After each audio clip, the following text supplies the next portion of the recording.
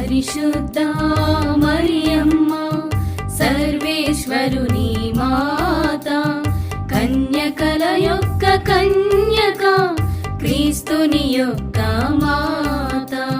మా కొరకు వేడుకొనండి, మా కొరకు వేడుకొనండి, మా కొరకు వేడుకొనండి, మా కొరకు వేడుకొనండి.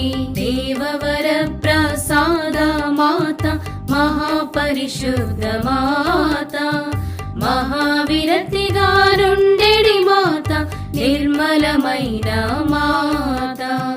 మా కొరకు వేడుకొనండి, మా కొరకు వేడుకొనండి, మా కొరకు వేడుకొనండి, మా కొరకు వేడుకొనండి. కన్య శుద్ధము చెడని మా